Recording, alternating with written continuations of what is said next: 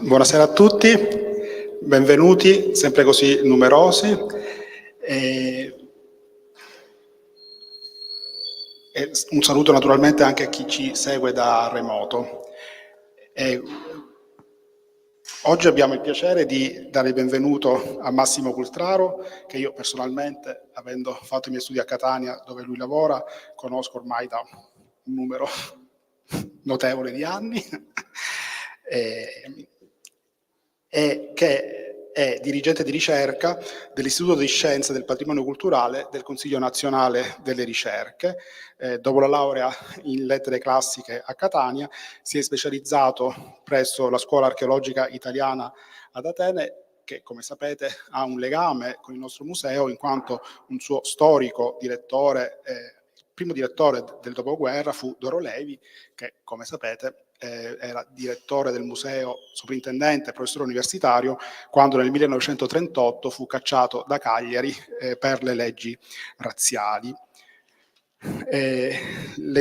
Poi fu, altro collegamento con Cagliari, assegnista di ricerca a Perugia con Mario Torelli, che fu professore anche a Cagliari, insieme al professor Zevi, e i suoi interessi di ricerca sono molto ampi: preistoria e protostoria egea e della Sicilia soprattutto, archeologia del sacro nel Mediterraneo, e poi, ed è anche il tema di questa sera, è un tema che piace molto a tutti noi, la storia dell'archeologia, la storia degli studi. Tante volte ci avete sentito parlare delle genealogie, dell'importanza di ricordare chi ci ha preceduto. Come il museo, come sapete, sta portando avanti una sistematica valorizzazione, riscoperta delle figure dei padri fondatori. Li vedete nell'atrio del museo in bella mostra. Ricordo la dedica della prima stanza dell'ingresso a Doro Levi, della prima stanza a Lilliu, e altre ne seguiranno. Tra le sue pubblicazioni, che sono molto numerose, ricordo tra le monografie per la collana Biblioteca di Archeologia, diretta da Mario Torelli e pubblicata da Longanesi nel 2001, L'anello di Minosse, archeologia della regalità nell'Egeo Minoico, poi una monografia sui Micenei pubblicata dalla Carocci, e poi delle due monografie su Schliemann, la figura della quale oggi Massimo Cultraro ci parlerà. Preannunzio il tema, il relatore della prossima settimana, che sarà il professor Gianluigi Gessa, che ci parlerà dell'archeologia della mente. Quindi do la parola alla professoressa Mongiu e vi ringrazio per la vostra partecipazione. Buonasera. Buonasera a chi ci ascolta. Sono stati molto numerosi anche la settimana scorsa, quando Maria Paola Dettori ci ha parlato di Dinaltana, quindi con numeri interessanti. Noi siamo un po' mortificati perché lo spazio di San Saturnino in verità non sarebbe più sufficiente, ma noi non ce ne vogliamo andare da qui, perché ci ha portato bene, perché l'abbiamo riaperto alla frequentazione consuetudinaria. Non è che non fosse aperto prima, ma questa consuetudine, ritornare a ristabilire consuetudini, che è quello che è il nostro progetto, la consuetudine di frequentare il museo, di frequentare la storia. Siamo molto contenti di quanta gente è arrivata a Barumini venerdì mattina per celebrare il maestro di tutti noi, che è stato anche maestro di Massimo Cultraro quando ha lavorato a Cagliari, che è Giovanni Lilliu, che insomma bisogna iniziare anche a indagare in profondità, perché questi nostri padri fondatori noi in realtà li conosciamo per la fama che hanno, ma non per le strutture fondative che hanno costruito. Non è vero che siano la Trinità, quindi bisogna anche interpellarli, metterli anche in discussione per alcune cose. Perché in effetti se si arriva a delle false teorie, uso il ragionamento di Varela e di Edgar Morin, no? C'è qualcosa, come dire, che in loro c'era, ma nella ricerca l'errore è identico, no? Alla certezza. cioè hanno a che fare. Credo che nelle chiacchierate con il professor Gessa, che ci stanno aiutando così tanto a crescere, nella nostra mente le due cose praticamente sono che si affrontano. E allora non bisogna essere neanche così assertivi, bisogna essere problematici, perché vivere è complesso, fare ricerca è complesso, l'interpretazione del mondo è complesso e non si può fare con l'accetta o con cose semplici. Dunque, io ho letto questo libro che Massimo Cutraro ha scritto, Schliemann, l'ho letto tempo fa e ne avevo riferito nella mia rubrichetta, un po' stupita di questa strana cosa. Quando scavi un pochino scopri che più o meno questo museo di Cagliari, nelle diverse versioni, l'hanno avuto, l'hanno visitato centinaia di persone. Verrebbe da dire, ma chi effettivamente l'ha visitata? Andiamo a vedere i libri firma per vedere chi c'è passato, che cosa hanno scritto, che cosa hanno detto, perché quando nel 1882 questo gigante che è Ettore Pais, ugualmente dimenticato, ma nostro padre della storia romana indimenticato, racconta di come Schliemann ebbe passione per i lingotti e per i bronzetti, in realtà era lì ancora a Palazzo Belgrano, attenzione, il museo, quello descritto da Giovanni Spano nella sua guida. Non era arrivato anche ancora a Palazzo Vivanet, da cui parla sostanzialmente Ettore Pais. In verità, noi andando in giro, portando i reperti nei paesi, stiamo scoprendo che c'è una memoria nei nostri paesi su alcune scoperte che bisogna ugualmente rileggere e rivedere. Allora, Schliemann, che arriva in maniera avventurosa, di questo a lungo parlerà Massimo Cultrano, in realtà poi è uno dei tanti personaggi che non capisce perché noi non capiamo. Perché abbiamo questo doppio registro, o mitocentrico o invece, come dire, disconoscitivo o autodisconoscitivo. C'è un punto di equilibrio che bisogna che noi sulla storia in qualche modo raggiungiamo. Vi ricordate la lezione, e con questo poi vi passo la parola, di Francesco Abate sul viaggio, sull'arrivo di Lorenz dalla Sicilia, da cui vengono loro due insulari, quindi dentro l'insularità in Costituzione? Bene, quando Lorenz arriva a Cagliari proprio non gli piace. Io vi vorrei ricordare le battute di Francesco Abate, te aveva di scimpro che gli piaceva Mandas e non gli piaceva Cagliari. La stessa sensazione, non dico le stesse parole che sono diverse, anche Schliemann su Cagliari, no? Mentre fraintese pensò che la Maddalena tutta pulita, organizzata, perfetta, la città di Garibaldi. Ecco, Cagliari così invece complessa, così a macchia di leopardo, così interessante, è una delle città più intelligenti del Mediterraneo. E noi mi auguro, come ci dicevamo poco fa, che nel museo dedicheremo il giusto spazio a Cagliari e ai suoi viaggiatori, perché è stata fotografata, descritta e noi ancora questo quadro non siamo riusciti ancora a riassumerlo, lo stiamo costruendo pezzo a pezzo, grazie a questi ospiti che accettano così generosamente di parlarci. Grazie mille.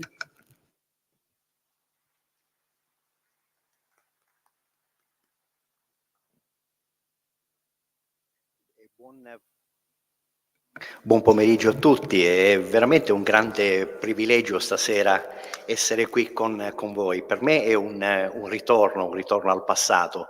Detto da un archeologo sarebbe una cosa scontata, perché torno sempre ben volentieri a Cagliari, ma perché a Cagliari ho cominciato la mia prima attività accademica, insegnando peraltro la materia che è oggetto anche della conversazione di questa sera, il mondo omerico, pre-omerico, i palazzi micenei, Minosse, questi grandi miti che hanno segnato la nostra storia, proprio perché l'allora direttore di dipartimento, Simonetta Angiolillo, volle che si aprisse sulla Sardegna una finestra verso il Monte Egeo. A riprova di quanto sentivamo prima dalla professoressa Monciu, che ringrazio assieme al direttore del museo Francesco Muscolino per l'invito, la necessità di lavorare su ampi spazi, superare quel concetto, parliamo da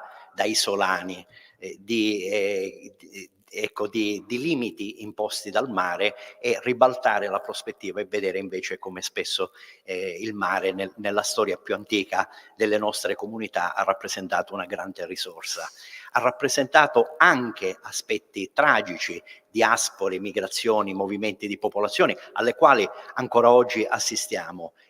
Però all'interno di questa massa anonima di persone che spesso non riusciamo a identificare e non riusciremo mai a collocare con un nome in uno spazio e nemmeno nel tempo, si sono distinte figure che invece hanno lasciato traccia del loro passato. Ed è l'oggetto della conversazione di questa sera. Il grande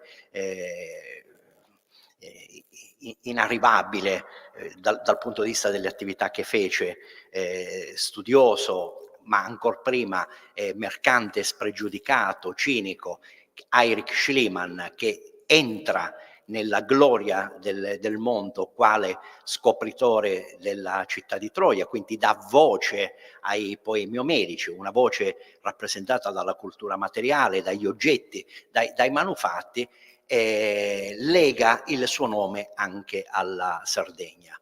Quando lavoravo al progetto sull'interesse di Schliemann verso l'Italia, tutto convergeva verso determinate aree della nostra penisola, inevitabilmente Roma al centro di ogni discussione, Napoli, che poi è la città nella quale Schliemann muore nel 1890, e con mia grande sorpresa scoprì che anche la Sardegna rientra tra le aree di interesse culturale, antropologico, scientifico di quest'uomo che aveva, come vedremo, 1000 risorse.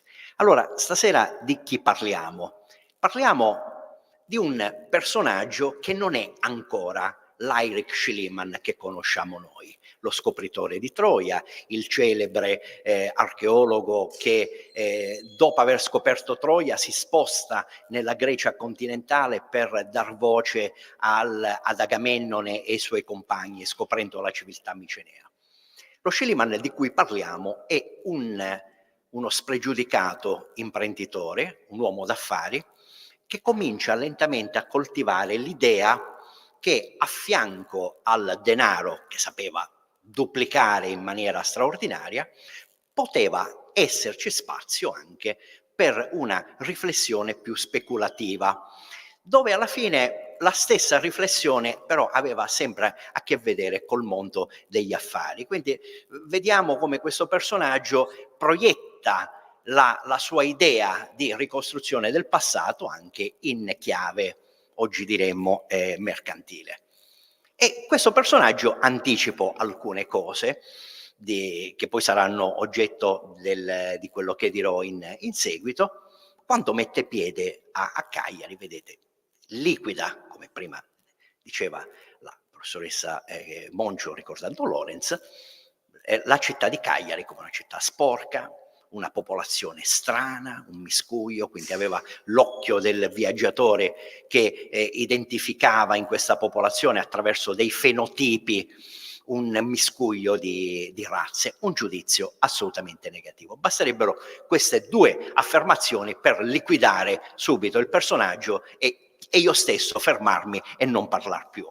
Ma vale la pena invece approfondire perché, ripeto, non è lo Schliemann scopritore di Troia, è un'altra figura che è quella da cui poi viene fuori l'archeologo. L'archeologo che, siamo nel 1864, attenzione, appena 4 anni dopo scoprirà la città di Troia.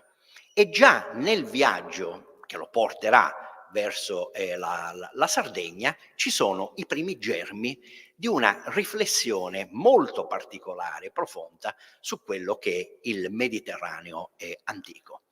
E queste sono immagini che tutti noi abbiamo visto in libri sui quali e con i quali siamo cresciuti, perché il mito di Schliemann apre tutte le grandi avventure dell'archeologia, dai libri di Ceram fino alle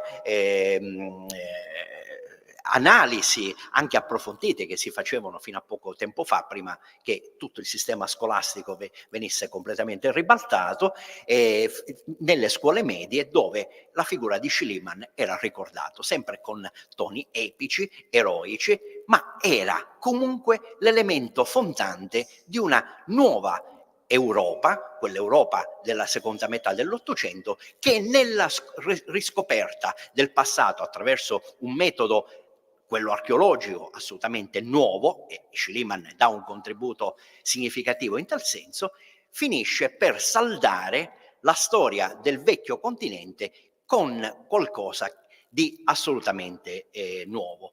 Schliemann scopre casualmente Troia, non è questo l'oggetto della conversazione stasera, nel 68, ma solo negli anni successivi arriva a definire quella che è la città di Issarlik, identificandola con la capitale di Priamo. Qui vediamo due immagini emblematiche del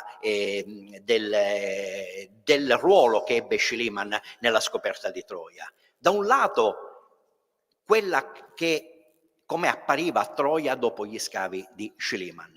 I primi interventi non furono fruttuosi perché finivano sempre per intercettare i livelli della città ellenistica. Eppure aveva intuito che sotto la città ellenistica c'era quella città dell'età del bronzo che doveva corrispondere alla città cantata da Omero. E fa un'operazione che oggi nessun archeologo si sognerebbe di fare, anche se nel cuor nostro la vorremmo fare per arrivare quanto più possibile negli strati più profondi. Taglia in due questa collina, e quella che vedete è lo squarcio centrale che fece Schliemann, tagliando questa collina artificiale in due porzioni, e attraverso le sezioni che venivano fuori ha potuto intercettare i livelli più antichi, dando quindi ragione della sua geniale intuizione. L'altra immagine, anche questa ha accompagnato molti di noi nella costruzione della dimensione eroica di questo personaggio, è la scoperta del cosiddetto tesoro di Priamo,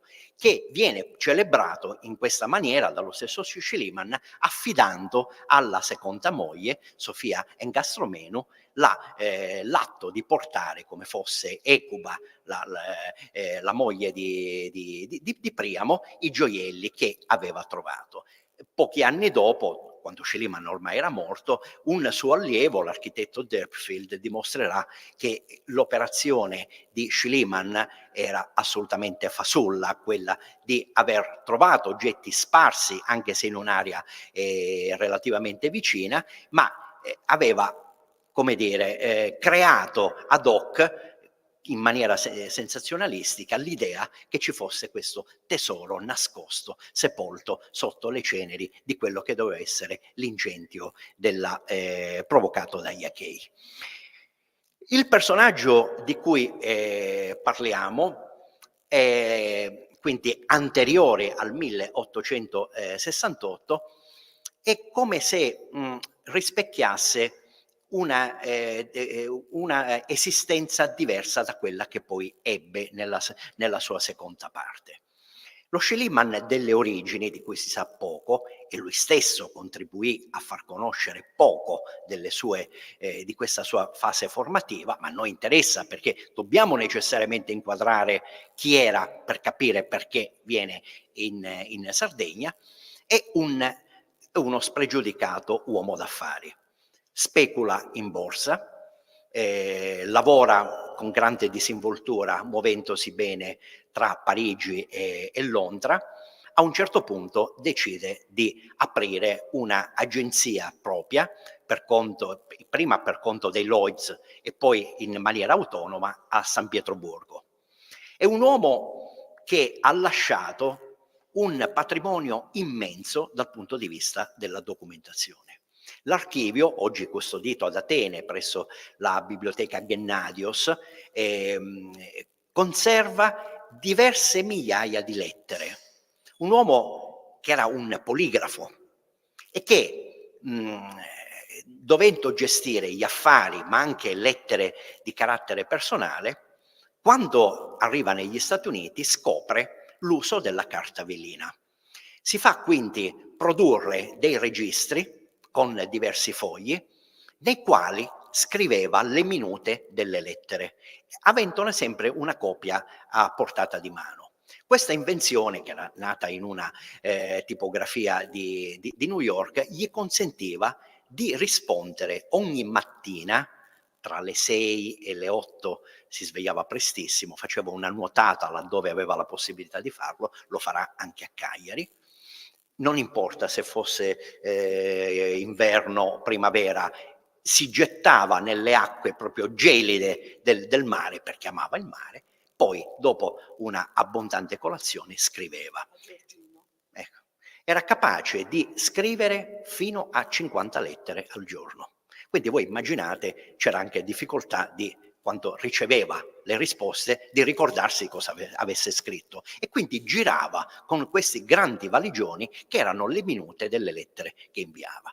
Grazie a questi registri noi oggi siamo in grado di ricostruire tutte le attività di quest'uomo, ma anche gli aspetti più inediti.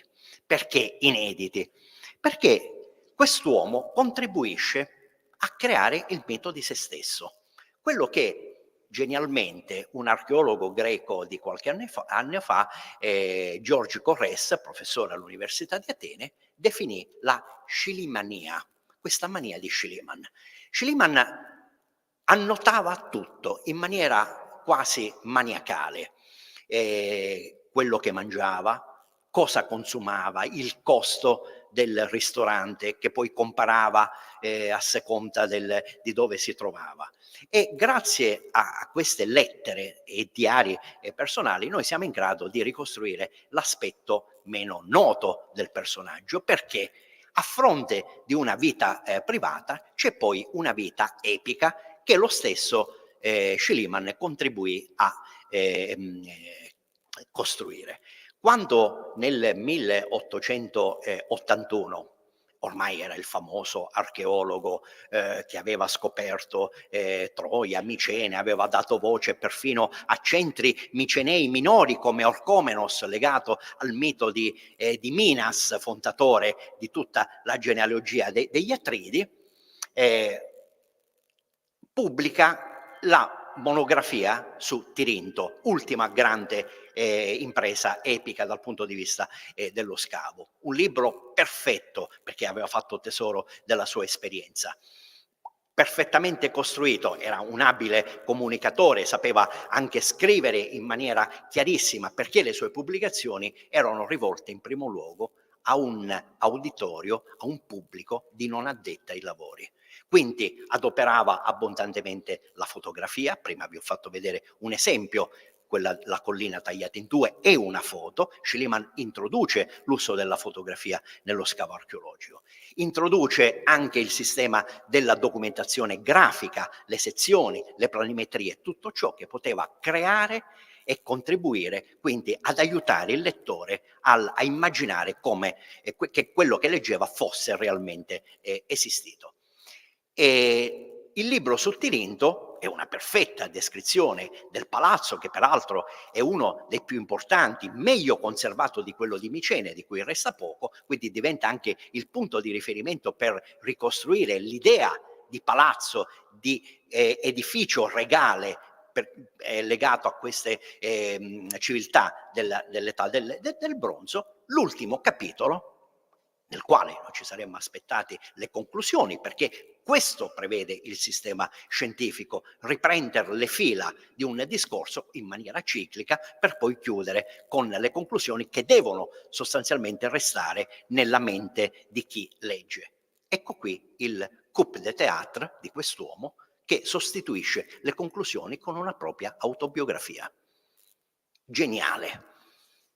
Nessuno si sarebbe aspettato. Chiaramente immaginate negli anni 70 del secolo scorso, due psicanalisti della scuola di Freud immaginarono di mettere Schliemann su un lettino e analizzarlo, perché è un'espressione e una conseguenza di questo ego ipertrofico che aveva caratterizzato il personaggio. E non c'era ragione di scrivere un'autobiografia, perché ormai i suoi denigratori erano messi a tacere.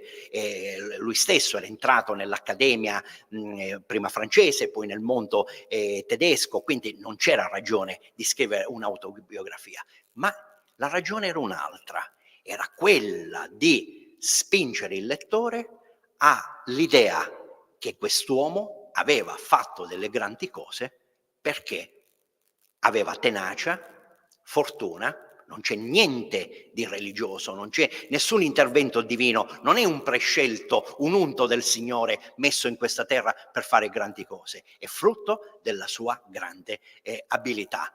E arrivare quindi alla conclusione che tutto è volontà. È l'idea di un uomo che matura questa visione delle cose quando va in America e eredita quel concetto del man self-made, l'uomo che fa se stesso. L'America dava grandi opportunità e qui Schliemann ha saputo anche in questo caso arricchirsi. Ma è la grande abilità e tenacia che porta quest'uomo quindi poi a ripercorrere a distanza di anni anche la propria infanzia e a mettere in ogni situazione un preciso punto di riferimento. La folgorazione all'età di 9 anni, quando si aggira tra i boschi del Mecklenburg, quindi nella Pomerania orientale, le regioni più profonde e più povere della Germania dell'Ottocento, tenendo per mano il suo primo amore, Minna Meinecke, e vanno a esplorare un tumulo dell'età del bronzo, alla ricerca di tesori. L'incontro negli anni successivi con figure strane, un mugnaio ad Amsterdam che gli insegna il greco, episodi che noi non sappiamo se sono realmente accaduti o sono frutto della fantasia di quest'uomo, fino ad arrivare poi ecco anche il racconto giovanile del padre, che era un pastore protestante, che gli regala per il compleanno un libro illustrato dove Schliemann trova questa immagine forte era una litografia di Enea col padre Anchise sulle spalle e il piccolo Ascanio mentre scappano da Troia in fiamme. Da lì nasce anche l'idea di andare a cercare Troia, cioè tutti elementi che nella sua ricostruzione a posteriori rappresentano dei segni evidenti di una volontà che quest'uomo aveva fin da piccolo e che ha regolarmente espletato, coltivato fino ad arrivare a questo sistema glorioso. Cioè, quindi ogni segno preconizzante un futuro glorioso. E le cose cambiano dopo la morte di Schliemann, quando la moglie, che qui vediamo poco prima della morte dello stesso Schliemann, Sofia, la greca, affida a un giornalista la vera storia, la vera biografia del marito. A Sofia non piace questa biografia troppo romanzata, questa autobiografia che Schliemann aveva messo nel volume Tirinto del 1881, e affida a quest'uomo, Emil Ludwig, la stesura di una nuova biografia, affidandogli però dei documenti che sono i diari che lei personalmente analizzò uno per uno, e oggi ci siamo accorti che mancano delle pagine che furono appositamente strappate, mancano soprattutto quelle parti in greco. Sofia non conosceva le altre lingue, infatti nelle parti italiane conservate abbiamo capito cosa era stato strappato nelle parti in greco: amori, infatuazioni, devianze erotiche, dei turbamenti, ecco, diremmo oggi, che avrebbero disturbato una figura epica. Oggi diremmo di genere, anzi non li dovremmo nemmeno pubblicare oggi certe cose, perché finiremmo tutti davanti a un plotone d'esecuzione. E allora, due personalità o più personalità in una? No. La questione, e qui la donna Sofia, intelligente, capì come andava risolta, era quella di far parlare le lettere, i diari. Vi ricordo che i diari che Schliemann, che poi diventano anche oggetto della visita in Sardegna, sono diari personali, sono annotazioni fatte per se stesso. È una situazione profondamente ribaltata agli antipodi di quella di oggi. Oggi le case editrici cercano chi pubblica i propri diari. Nell'Ottocento si scriveva per se stessi. Sono meditazioni interiori, anche con riflessioni profonde.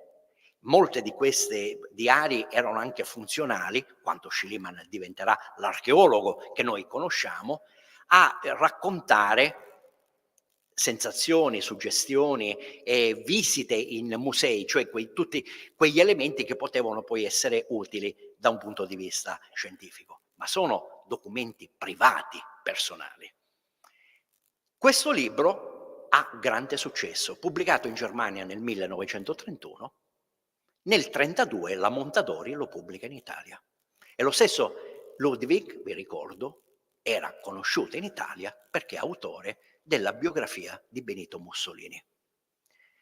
Oggi, se dovessimo fare un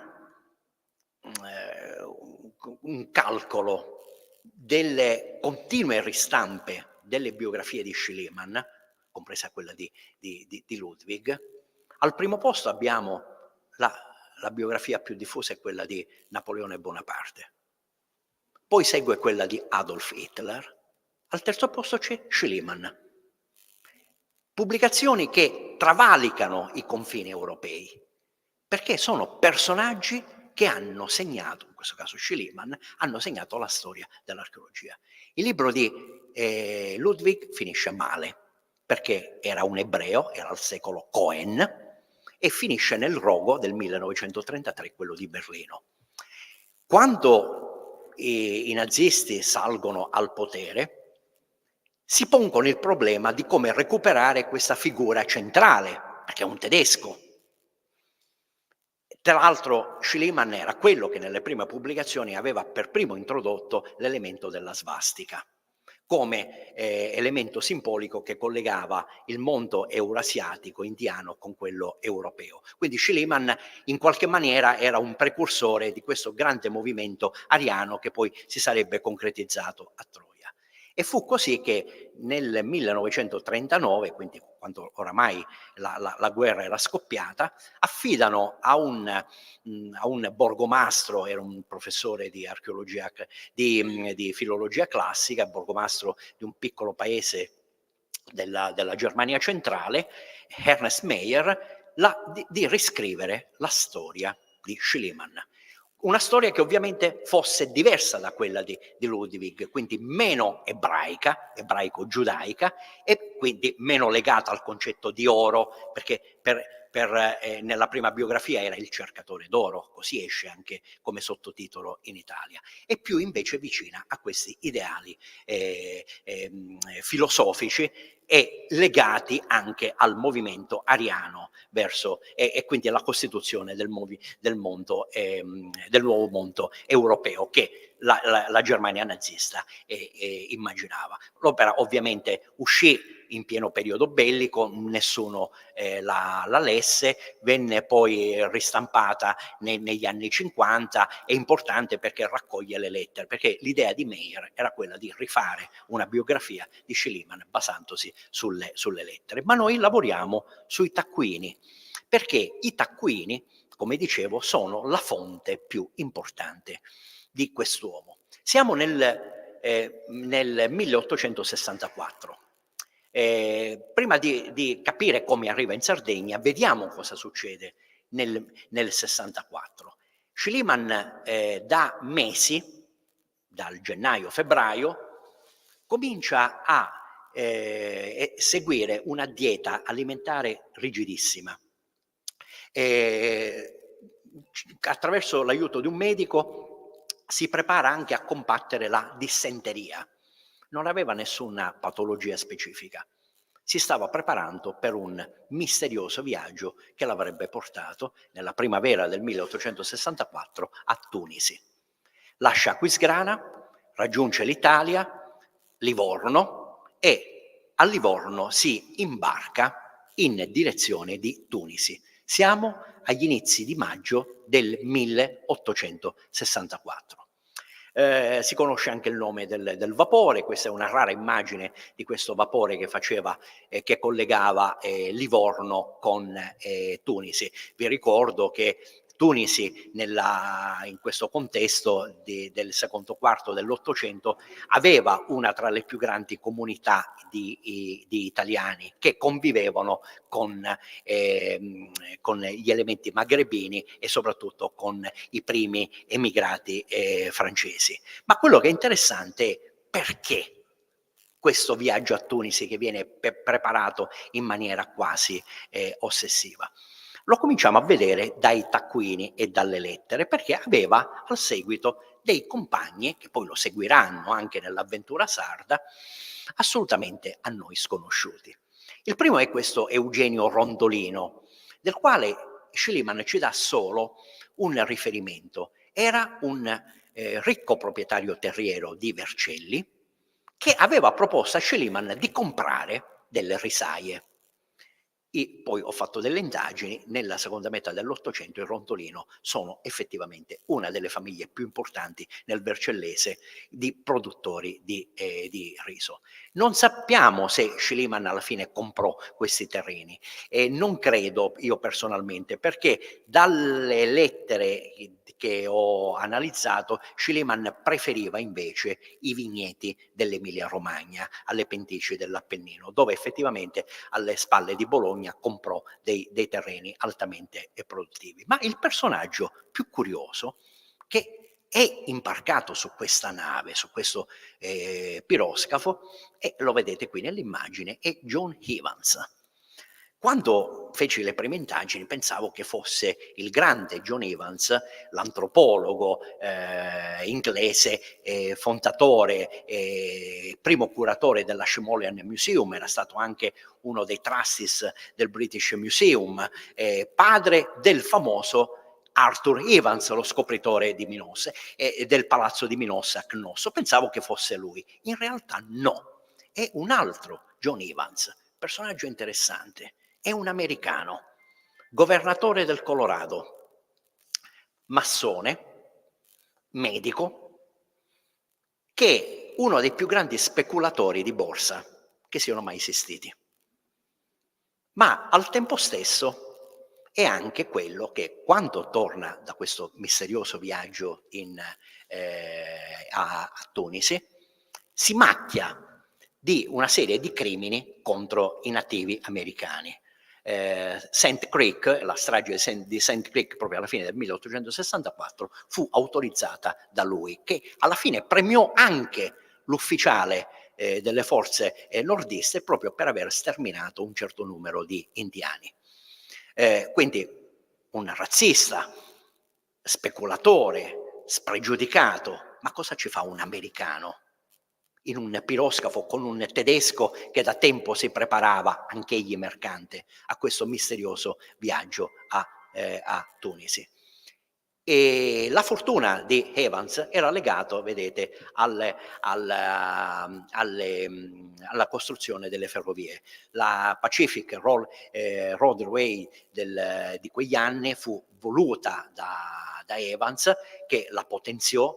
Era quindi un uomo che legava la propria fortuna alla gestione delle ferrovie. Ora, non pensiamo che quest'uomo si muove dagli Stati Uniti, che peraltro in quegli anni era l'anno in cui era finita la guerra civile, quindi un paese a pezzi, venisse in Africa per fare una ferrovia. No, la ragione è un'altra. Si lega benissimo a quello che noi stiamo cominciando a ricostruire anche da un punto di vista della storiografia moderna, che è l'interesse americano dopo la guerra civile verso il continente europeo. L'America ha bisogno di risorse, ha bisogno di ricostruire il paese devastato da 4 anni terribili di guerra, e quindi va alla ricerca di nuove espansioni, anche di tipo coloniale. E l'area verso la quale guarda è il mondo della Libia e il Maghreb, dove l'agonizzante mondo ottomano stava cominciando a dare segni di cedimento. Schliemann riesce ad andare in Tunisia. Questa è una foto che lo ritrae. Pensate che nella lettera al suo amico banchiere olandese Schroeder dice: ah, ma io so come entrare nel paese, mi travesto da arabo, perché parlava correttamente l'arabo, aveva studiato l'arabo prima di arrivare a Tunisi, e vado a Tunisi, scrive sempre a Schroeder, per cercare delle risorse primarie. Questa è la frase che non specifica cosa. Probabilmente, assieme all'americano, stavano andando in Tunisia a cercare delle materie prime, soprattutto metallo, ferro, rame, che serviva per la grande industria ferroviaria americana ed europea. Ma la cosa strana, e passiamo al versante italiano, è che proprio nel maggio del 1864, quando Schliemann mette piede a Tunisi, dopo aver lasciato Cagliari, di cui ora parleremo, la situazione nel Golfo di Tunisi era oramai ingestibile. Il governo italiano, il governo Minchetti della destra storica, manda, tra l'altro ho scoperto che il ministro della Marina era il sardo Efisio Coggiu. No, Francesco Cocconi. No, Efisio Cugia, che era luogotenente della Regia Marina. Quindi c'è anche qui un interesse sardo verso la costa nordafricana. Purtroppo, come sempre, è una caratteristica che contraddistingue la nostra storia antica e recente, la scarsità di risorse economiche, impongono di mandare la pirocorvetta Magenta, da poco costruita. Questa è una rara foto che fa vedere l'equipaggio che sbarca a Tunisi col pretesto di difendere gli italiani. In realtà c'era già l'idea di utilizzare le prime sommosse che in quei giorni si stavano svolgendo a Tunisi per metter piede e controllare politicamente Tunisi. Sappiamo poi che la storia finì diversamente, perché poi furono i francesi a occupare Tunisi, il famoso schiaffo di Tunisi, cacciando via gli italiani. Ma questa è la storia della pirocorvetta Magenta, che poi entrerà nella storia della nostra marineria, perché 2 anni dopo, su disposizione di Vittorio Emanuele II, procederà in direzione dell'estremo oriente, in Cina e Giappone, dove ospiterà il famoso antropologo Enrico Giglioli Hiller, e che rappresenta la prima azione diplomatica italiana e di un paese europeo nel momento di passaggio in Giappone dallo shogunato al governo Meiji. Ma quindi, perché Schliemann va in un momento così delicato di sommosse, di ribellioni, peraltro anche con la presenza italiana? Va come delegato del governo francese, questo è chiaro. Aveva dei salvacondotti che gli permettevano di girare liberamente e controllare il paese. Ma spostiamoci di qualche giorno. Parte da Livorno, parte, vedete, alle 2 di notte, alle 3 il mare è in tempesta, così scrive nei suoi taccuini, e la nave si incaglia, non affonda. La nave si incaglia e i passeggeri decidono di aspettare i soccorsi, mentre invece un gruppo, anche questa è una cosa curiosa, di questi personaggi, Rondolino, Evans, Schliemann e altri 3, vedono una barca di pescatori, fanno una colletta, scrive così Schliemann, e pagano questi pescatori facendosi portare a Terranova, cioè ad Olbia, dove arrivano, vedete, alle 12 del mattino. Ora, qui c'è il tema del naufragio. Schliemann, nelle sue biografie, vive 3 differenti naufragi. Il primo all'età di 19 anni, quando si imbarca ad Amburgo alla volta della Colombia. Anche qui raccontato tragicamente in 3 versioni differenti, quindi non si capisce quale delle 3 funzioni, perché alle sorelle ha scritto una cosa, nella sua autobiografia un'altra, nelle lettere agli amici un'altra cosa ancora. Ma il naufragio c'è stato, è provato. Poi ne subisce un secondo al largo di Panama. Era finito a Panama perché sfuggiva al governo federale americano, avendolo frodato. Aveva acquistato una miniera in California e aveva frodato il governo federale giocando sul peso della polvere d'oro. E quindi scappa, si rifugia a Panama e viene punito da questo secondo naufragio, addirittura lo spinge su una parte deserta delle coste panamensi, dove si nutre assieme ad altri personaggi, tra cui alcune donne, di noci di cocco, di piante selvatiche, e addirittura lui si vanta di aver catturato un'iguana e di averla cucinata, fatta arrosto come una prelibatezza. E poi c'è un terzo naufragio al largo della Grecia. Quindi diciamo il naufragio ci poteva stare, perché questi erano uomini che si spostavano continuamente. Però anche qui si è visto, leggendo poi a posteriori quella che è la vicenda di Schliemann, quanto ci sia di epico, tratto soprattutto dalla letteratura vittoriana sul tema del naufragio. Chi sopravvive a un naufragio, un sopravvissuto, è qualcosa che va oltre l'uomo comune, è l'uomo per eccellenza. Quindi gonfiare anche l'idea del naufragio faceva giocoforza a quest'uomo. Quando i pescatori lo trasportano verso Cagliari, verso Olbia, verso la Sardegna, rimane colpito dalle torri, di cui dice erano torri che servivano per difendere. Queste sono parole tratte dal taccuino di Schliemann. E c'è un riferimento a Caprera, a Garibaldi, all'isola di Garibaldi, che lui avrebbe voluto visitare. Anche qui è una cosa interessante, perché nelle lettere private, anche nei taccuini, si fa grande riferimento a Garibaldi. Aveva il mito di Garibaldi, quindi essere vicino a Caprera, sfiorare l'isola dell'eroe dei due monti, per lui era un'esperienza unica. E finalmente arriviamo a Cagliari.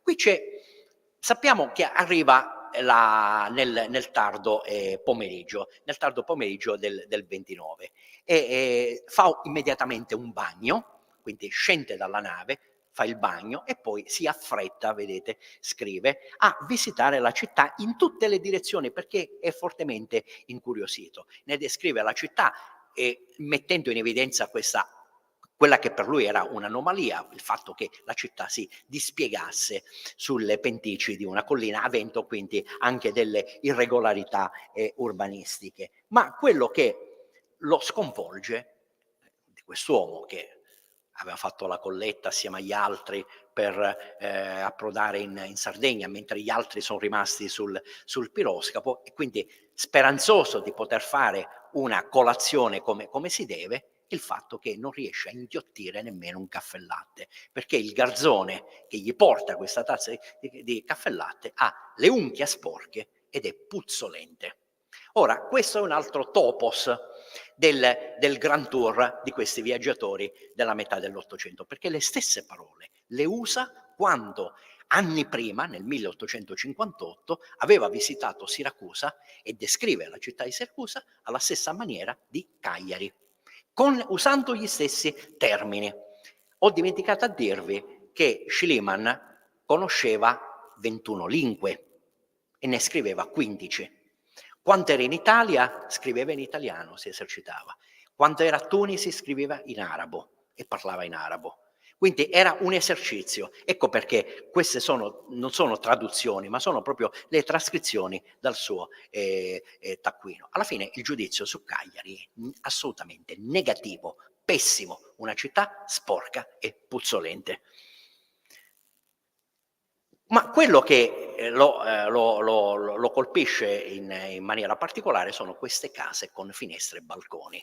È chiaro che per un tedesco del profondo nord il balcone è un elemento mediterraneo, dell'architettura mediterranea, che non aveva visto, perché nonostante lui fosse stato in Sicilia nel 58, non era rimasto particolarmente colpito dalle architetture. Qui a Cagliari c'è qualcosa che lo spinge a indagare ed è l'occhio di un antropologo, di un viaggiatore che oltre a guardare le strutture architettoniche, i luoghi, i monumenti, gli edifici, ne osserva anche gli usi e costumi, fino a dare questo giudizio curioso della statua, vedete, di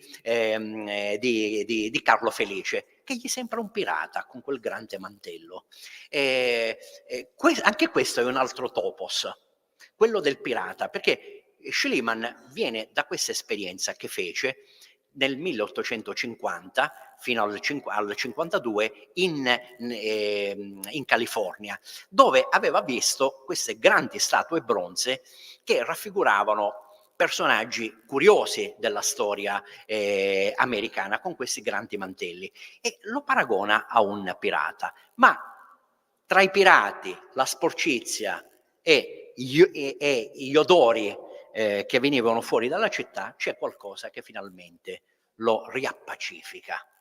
Sono le donne sarde, le donne di Cagliari, delle quali rimane particolarmente colpito. Intanto parla in generale della gente dal colore scuro, prima diceva, perché è un misto di spagnuoli, italiani e feniciani, quindi lui pensa a questa lontana origine orientale che risale ai Fenici. Ma quello che alla fine lo riscatta è l'osservazione, vedete, di queste donne cagliaritane, delle quali salva i luccicanti capelli. E tra queste donne scrive proprio con un italiano candido, quasi sgrammaticato, vedete, e se ne vedono delle belline, le belline, altro termine che userà quando nel 68 tornerà in Sicilia, sarà a Messina, assisterà a uno spettacolo, a un'opera lirica, e sarà colpito da alcune figure, da alcune comparse. Una di queste lo guardava, c'è quindi un gioco degli sguardi particolari, e poi tornando in albergo annota, erano belline alcune di loro, quindi un termine particolare. Ma quello che è interessante, e così mi avvio a chiudere, è l'aspetto scientifico di questa visita. Arriva a Cagliari casualmente, sì, arriva a Cagliari casualmente, sceglie di farsi trasportare fino a Cagliari dopo il naufragio, perché voleva visitare Cagliari, e la voleva visitare per una ragione ben precisa. Prima di partire per questi viaggi aveva visto a Lione, lo scrive nelle lettere, una raccolta di bronzetti sardo-feniciani. Sono quei bronzi che erano stati poi descritti dalla Marmora e che oggi sono stati recuperati anche come tradizione storiografica nel bel libro di Momo Zucca sui bronzetti nuragici. C'erano 3, li aveva visti, era rimasto incuriosito. Quindi l'indomani, quindi si ferma a Cagliari, dorme, sono sicuro che andando a vedere le lettere e le minute scopriremo anche dove ha dormito.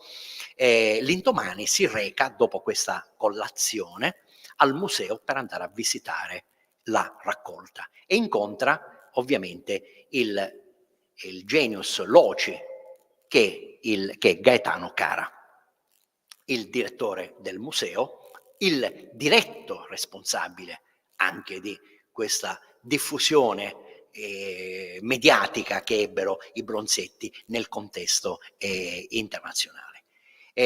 Conosce Cara, certamente i rapporti fra loro due rimasero abbastanza rarefatti, però anni dopo, quando Schliemann ritorna in Italia e si reca a Napoli, ho scoperto, attraverso la corrispondenza e le visite dirette con il medico e antropologo napoletano Giustiniano Nicolucci, che i rapporti con Cara non furono mai cessati. Anzi, chiede a Nicolucci di procurargli i libri di Cara sui bronzetti. Guardate che siamo quando ormai Schliemann aveva scoperto Troia, stava scavando Micene, e c'è questo interesse molto particolare per i bronzetti. Non solo chiede la bibliografia, ma chiede anche a Nicolucci di poter acquistare dei bronzetti sardi. Non sappiamo se l'operazione sia andata in porto.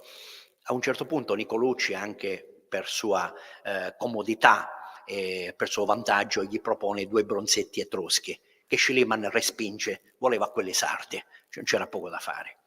Ma è una cosa molto interessante. Perché questo accanimento? Perché questa voglia a ogni costo di avere le pubblicazioni e i bronzetti nuragici? C'è qualcosa di molto più profondo, che non è solo la curiosità di quel lontano maggio del 1864.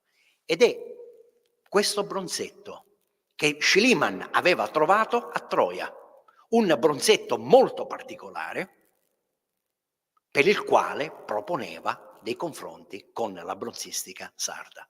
Se andiamo a rivedere le pagine di Ilios, noi troviamo dei riferimenti all'archeologia della Sardegna. Schliemann immaginava, già preconizzando quello che poi l'archeologia del XXI secolo ha dimostrato, delle rotte commerciali tra Sardegna e Monto Egeo, perché era convinto che non solo il rame, ma anche dal punto di vista iconografico, questi oggetti dovevano arrivare fino alle coste anatoliche. Allora, oggi c'è da fare solo una cosa: andare a cercare i bronzetti. Dove? Nella casa di Schliemann, che ospita attualmente il museo numismatico di Atene. Schliemann la fa costruire a sua immagine e somiglianza come un palazzo, chiamandolo Melatron Iliou, il palazzo di Ilio, quasi identificandosi in un rinato Priamo. E lo dimostra il fatto che in quella stanza che vedete, che è tutta decorata con affreschi pompeiani, anche qui c'è questo mito di Pompei che ritorna, un giornalista americano, poco prima che Schliemann morisse, lo intervista e Schliemann lo accoglie seduto su questo trono monumentale in legno come fosse un Vanax miceneo o lo stesso Priamo, oppure un diretto discendente, un epigono di Agamennone. Si accorge il giornalista che alle spalle, dove non c'è nessun quadro perché devono spiccare le immagini di Pompei, c'è un piccolo quadretto con un foglio sgualcito, incorniciato. Lo prende, lo porta, lo fa vedere e gli racconta questa storia. È il primo contratto di lavoro che Schliemann aveva fatto negli Stati Uniti, a riprova che il lavoro era l'elemento su cui si fondava il suo successo. A me piace immaginare, e l'ho paragonato, questo foglio con ancora la scritta dei dollari che aveva guadagnato, come il famoso nichelino di Paperonte e Paperoni che teneva incorniciato, perché da lì era nata la fortuna di quell'uomo e bisognava sempre guardare dalla base da cui si è partiti. E così chiudo con Schliemann, oramai morto l'uomo ma non il mito.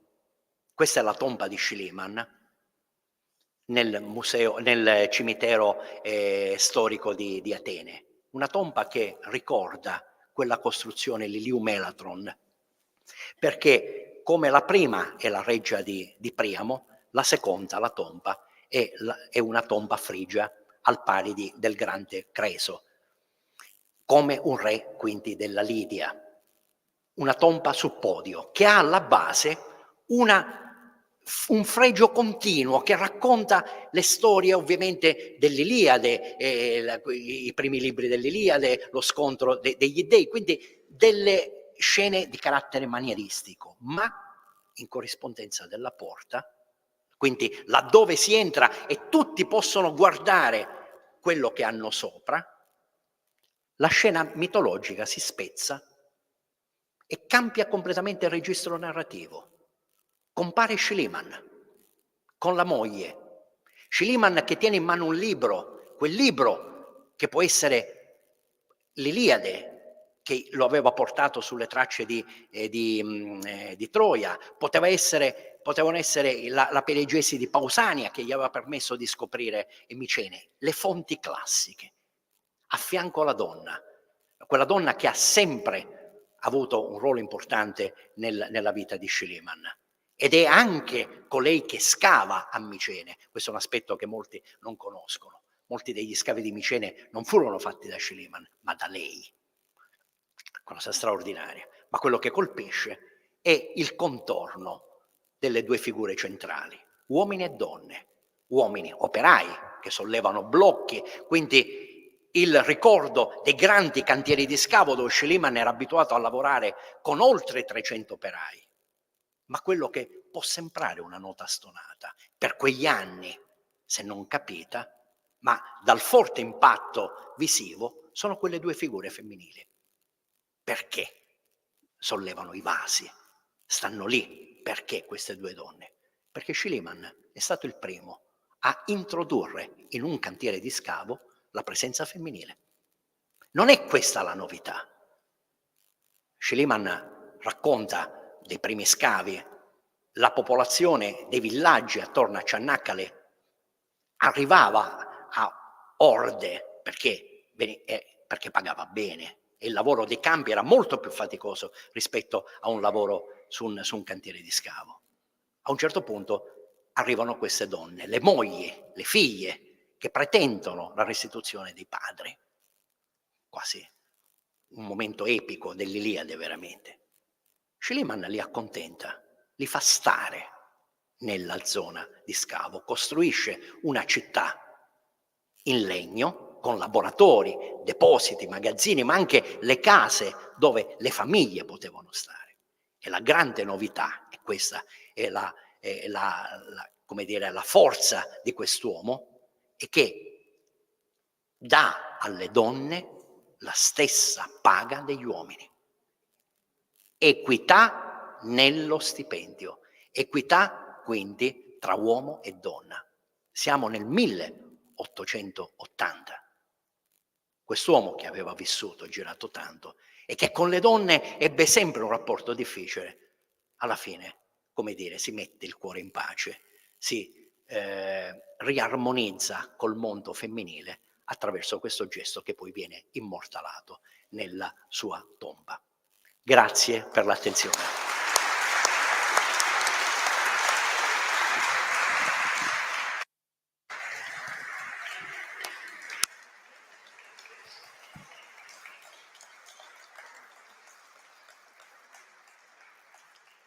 Mille grazie, è sempre bello leggere un libro, che vi consiglio naturalmente il suo libro, ed è meglio però ascoltarlo poi spiegato nei dettagli, anche riferito a Cagliari e alla Sardegna. Va detto che proprio l'autocoscienza poi che sta maturando in questi nostri dialoghi e che noi un po' attraverso l'archeologia stiamo raccontando la storia moderna e contemporanea anche della Sardegna, perché questo è questo mestiere, questo continuo interfacciare tra storie antiche e la contemporaneità, e ogni contemporaneità vive il mondo antico in maniera differente. Per cui analizzando anche il modo, sto citando una frase di un bellissimo articolo di Agamben, filosofo nel 2011, quando dice: il modo in cui si osserva il mondo antico ti dice come stai vivendo la tua contemporaneità, che lui ha attraversato tutta, evidentemente. Il fatto che, come ci ha detto Cristian Greco anche, che molti degli archeologi fondatori in realtà non venissero da scuole accademiche, però praticavano le lingue, quindi avevano pratiche molto evolute per certi aspetti, e alla fine hanno finito per innovare loro, la fotografia, il disegno, no? Anche la monetizzazione, badate bene, no? Ma anche quella, come dire, non così lecita, no? Pensiamo ai falsi bronzetti di cui molti cosiddetti archeologi ufficiali sardi fecero mercato, no? Poi fecero mercato anche con le cose autentiche, guardate bene, la figura di Cara è così importante per capire cosa ci fanno i gioielli di Tarros nei British, no? Se li vendette lui.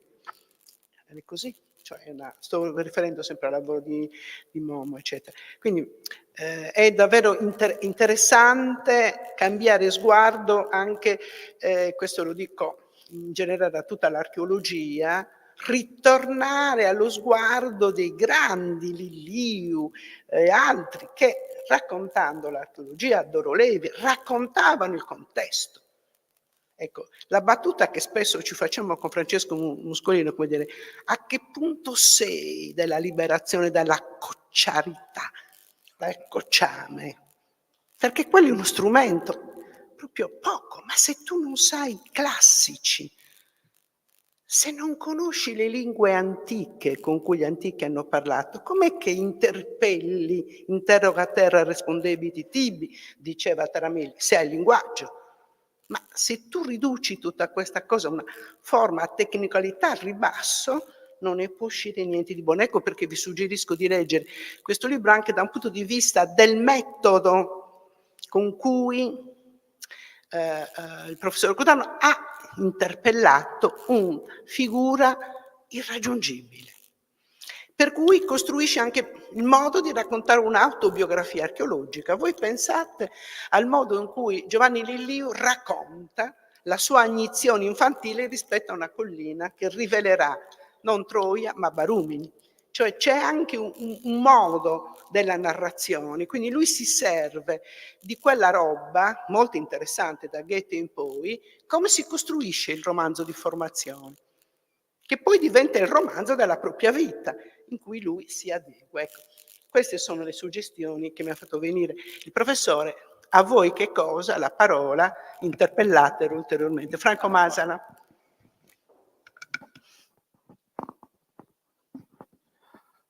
Naturalmente mi aggiungo agli applausi che abbiamo appena sentito per la brillantissima lezione su uno personaggio, Schliemann, che è mitico per tutti, credo.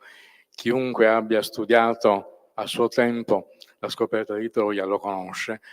Volevo accennare semplicemente al fatto che oltre il viaggio del 1864 c'è un secondo soggiorno di Schliemann a Cagliari nel 1886 e l'ho citato in un mio libro che ormai è del 2002, Architetture di carta, progetti per Cagliari, in cui ho riportato una notizia che era su una piccola, su 4 righe, nelle colonne dell'Avvenire di Sardegna dell'11 marzo 1886, in cui si dice, più o meno letteralmente, è a Cagliari Heinrich Schliemann, il grande scopritore di Troia e Micene, per visitare il Museo Nazionale. Punto. Non c'è altro. Per quale motivo? Le 4 pagine dell'Avvenire di Sardegna di quel giorno erano in realtà occupate da un avvenimento che per Cagliari era stato epocale, e cioè l'inaugurazione del mercato civico del Largo Carlo Felice, raccontato in tutte le salse, in tutti i modi, mettendo da parte il povero Schliemann, di cui probabilmente non si accorge nessuno. Tutto qua.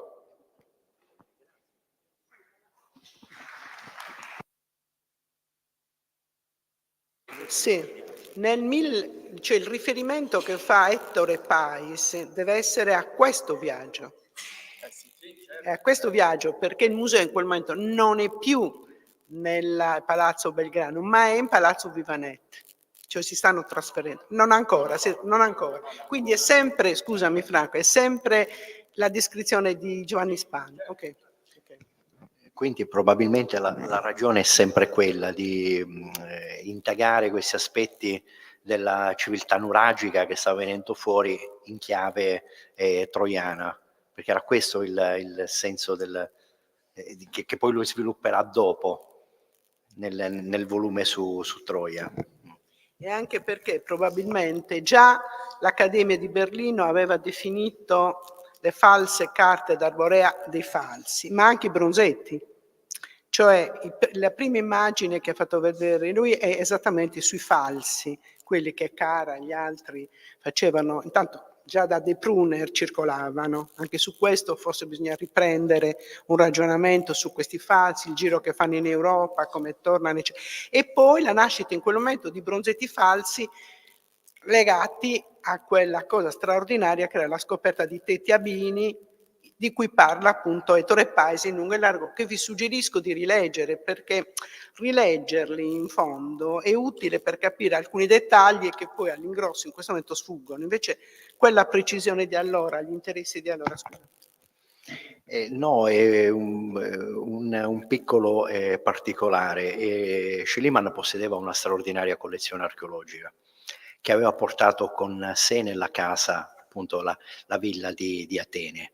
Però di questa collezione è rimasto pochissimo, quasi nulla, perché la casa è finita per eredità, per scelta dello stesso Schliemann, alla moglie Sofia, che era una scialacquatrice. Sì, viveva al di sopra delle proprie possibilità, al punto che ha dovuto poi vendere la casa e degli appartamenti che Schliemann le aveva lasciato a Parigi e a Berlino. Ci si mise anche il cognato, un personaggio terribile, che ha venduto tutta la collezione epigrafica e numismatica di Schliemann. Quell'epigrafica è stata recuperata solo nel 1970-72, rimasta per fortuna ad Atene presso alcuni antiquari.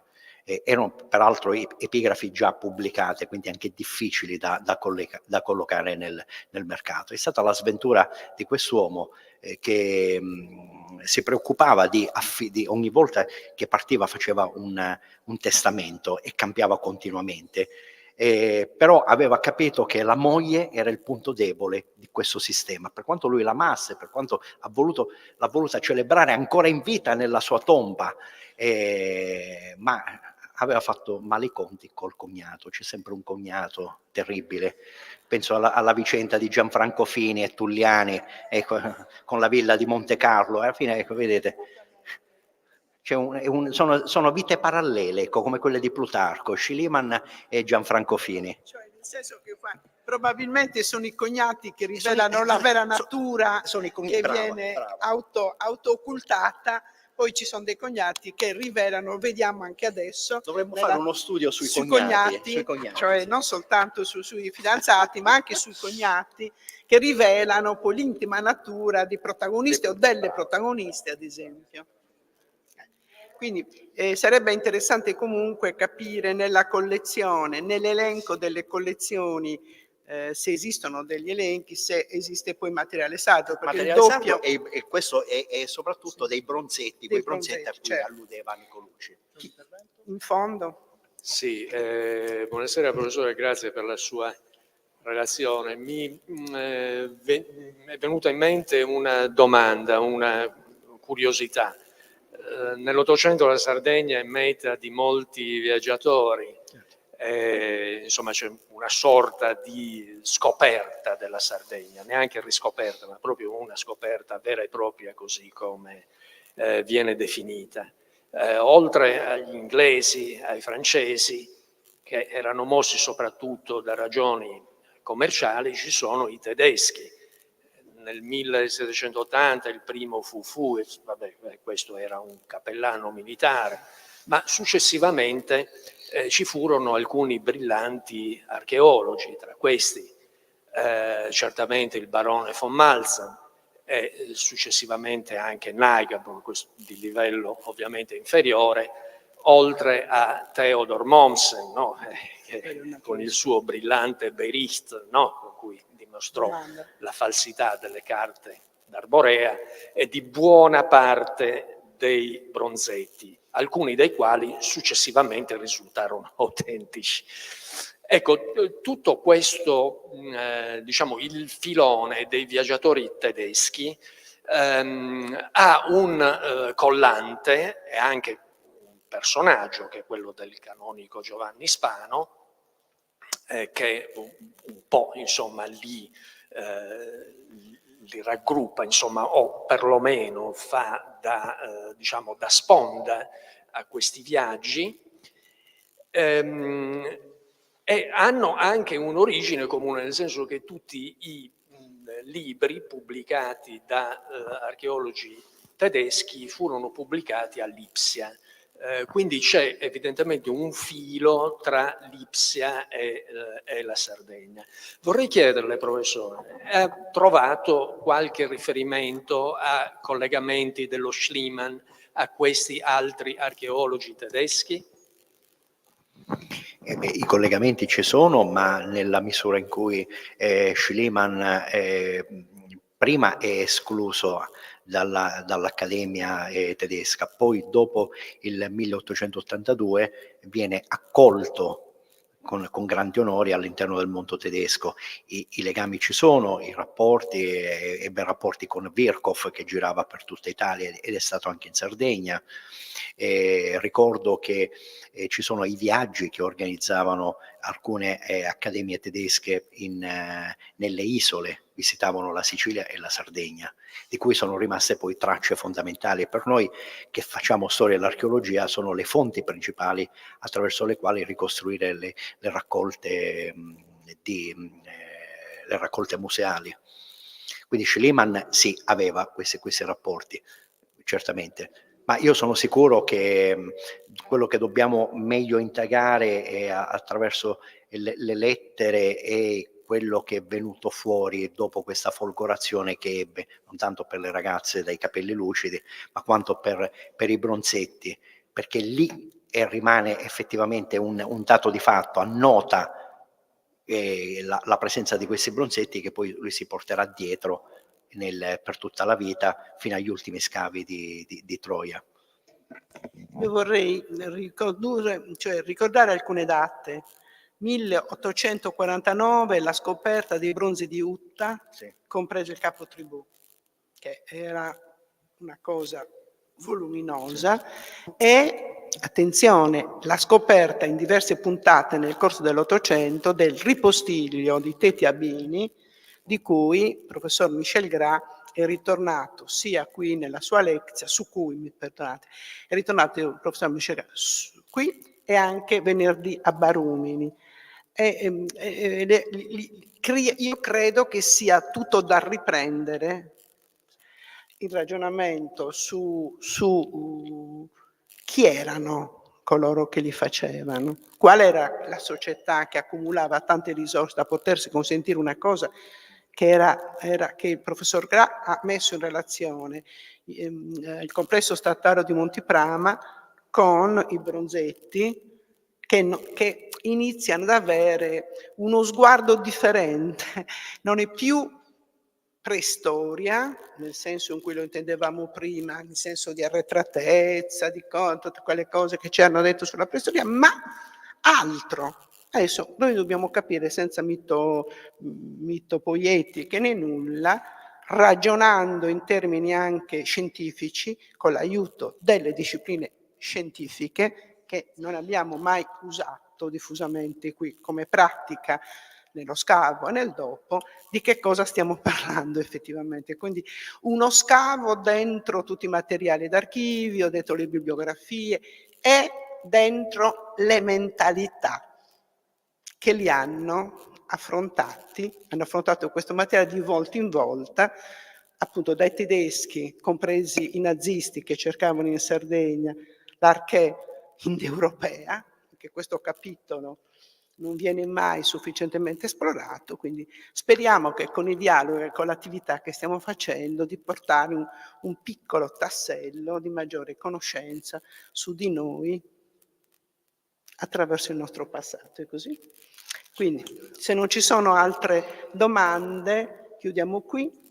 E vi ricordo che domenica è la prima domenica del mese, come primo venerdì del mese, si può entrare gratuitamente al museo e a Sassari il 2, cioè sabato, le amiche di Sassari, della soprintendenza di Sassari, ci ricordano che possono essere visitati nel centro di restauro e cioè le monete, parte delle monete di quel ritrovamento strepitoso e straordinario che è avvenuto nei mari di Sardegna in un naufragio evidentemente del mondo antico che data al 320, al 340, al 350 d.C.